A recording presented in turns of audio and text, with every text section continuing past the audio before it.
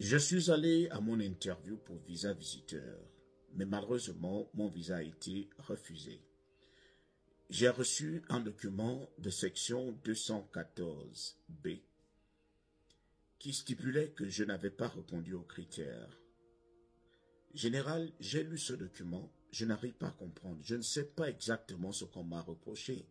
J'ai bien répondu aux questions, j'avais tous mes documents et j'avais un bon motif. Général, expliquez-moi.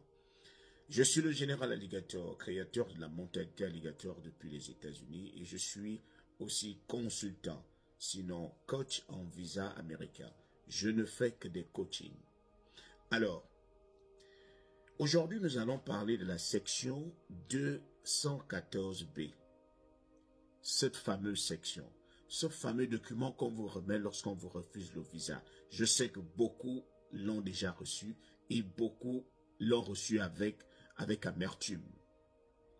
Alors, quelles sont les différentes raisons qui sont incluses dans la section 214B? Lorsqu'on vous remet ce document, qu'est-ce qu'on vous reproche exactement? Évidemment, je vais vous l'expliquer. Il n'y a pas une raison spécifique dans ce document, parce qu'il y en a plusieurs, mais c'est à vous de savoir honnêtement, de vous concentrer et de vous dire, je vais d'abord connaître les différentes raisons qui sont incluses dans cette section 214B. Après, je pourrai comparer cela avec mon cas. Alors, lorsqu'on vous remet ce document, la toute première raison pourrait être le fait que vous n'ayez pas assez de liens forts au pays. Et lorsqu'on parle de liens forts ici, on parle d'une famille. Lorsque vous n'êtes pas marié, lorsque vous n'avez pas de femme, lorsque vous n'avez pas de maison, lorsque vous n'avez pas de boulot, ce sont des liens forts.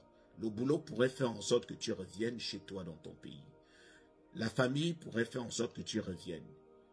Lorsque tu as des biens, les titres fonciers, des propriétés, ça pourrait faire en sorte que tu reviennes. Voilà les liens forts. Alors, certains vont me dire, mais moi j'ai des liens forts. Pourquoi m'a-t-on refusé le visa si moi je travaille dans un ministère, j'ai un lien fort? Pourquoi m'a-t-on refusé le visa? Ce n'est pas la seule raison, je vous en prie. Alors, il y a aussi la deuxième raison qui est la conduite, la façon dont vous vous êtes comporté le jour de l'interview. Alors, le jour de l'interview, qu'est-ce qu'on regarde exactement? On regarde premièrement votre façon de vous habiller. Deuxièmement, votre conduite, la façon dont vous vous comportez ce jour-là. Et lorsqu'on parle de conduite ici, on parle de la gestuelle de votre regard, c'est-à-dire comment vous gérez votre regard, comment vous vous comportez de manière, comment vous bougez votre corps. Ils ont été à l'école pour ça.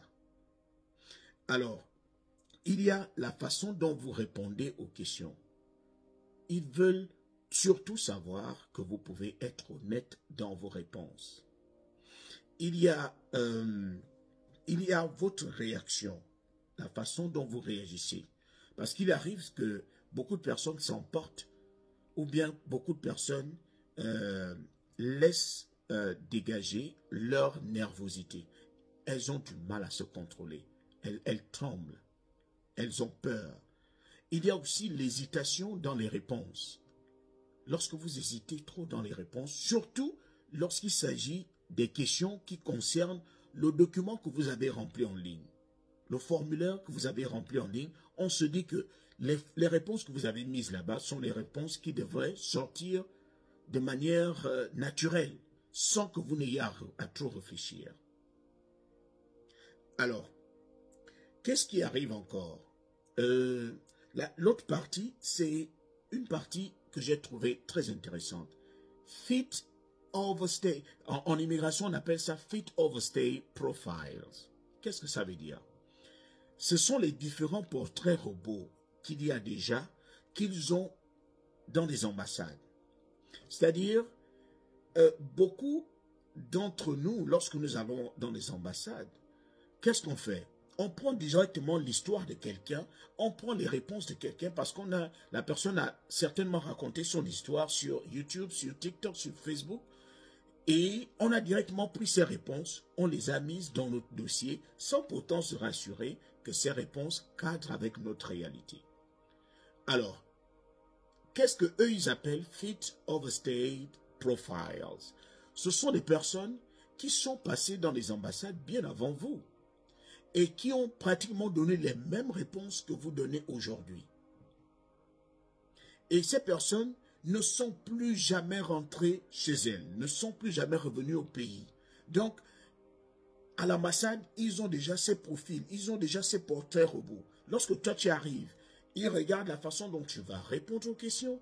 S'ils voient que tu es en train de, que tu réponds aux critères, tu réponds déjà, tu es en train de ressembler au profil qu'ils ont déjà, le profil de ceux-là qui sont restés et qui ne sont plus jamais retournés, ils vont te donner la section 214B. Parce qu'ils vont se dire, nous avons eu par exemple des milliers de personnes qui se sont comportées comme tu te comportes aujourd'hui, qui ont donné pratiquement les mêmes, qui ont donné les mêmes réponses et qui ne sont jamais revenus. Donc, il se peut qu'on te donne la section 214B. Et l'autre partie, la troisième raison, c'est lorsque vous avez eu des interactions avec la police. Vous avez eu des problèmes avec la police. À ce niveau-là, ils vont vous poser la question de savoir exactement à quel niveau votre interaction était allée. Ils veulent comprendre la situation pour savoir s'ils peuvent vous donner le visa ou pas. Donc, les amis, c'est très, très important.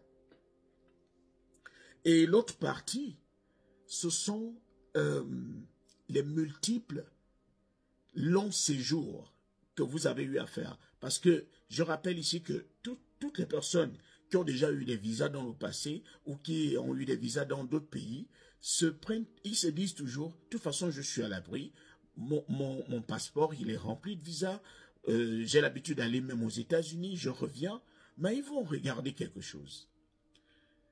Lorsque vous allez aux États-Unis, vous restez combien de temps? Parfois, les gens épuisent les 6 mois. Vous arrivez, peut-être il reste un jour avant que les 6 mois n'arrivent et vous partez et vous revenez peut-être une semaine après. Les amis, ils ne sont pas bêtes. Lorsqu'ils vous voient, comme j'ai conseillé à un des alligators, lorsque vous finissez votre séjour, vous repartez, revenez même après 3 mois, après 4 mois ou 5 mois ou 6 mois. Pour qu'ils ne se disent pas que celui-là revient vite, mais on pensait qu'il avait des choses importantes dans son pays. On pensait qu'il venait seulement pour un petit séjour et retourner. Mais on a l'impression que lui, il est arrivé, il est parti des États-Unis un mardi et il est revenu le vendredi. Donc, il n'a vraiment pas de lien au pays. Ils vont commencer à se dire que celui-là, il doit travailler ici. C'est sûr que lorsqu'il vient passer 5 mois ou 6 mois, il travaille. Et comme il ne peut pas dépasser les 6 mois, dès qu'il a déjà fait 5 mois et demi, il repart. Et il revient encore bosser. Ils vont commencer à fouiller votre vie. Voilà les différentes raisons qui sont incluses dans la section 214B. Maintenant, c'est à toi de t'asseoir. Avant d'aller voir, par exemple, un coach comme moi, avant de venir me voir, tu dois te rassurer, tu dois être honnête avec toi-même.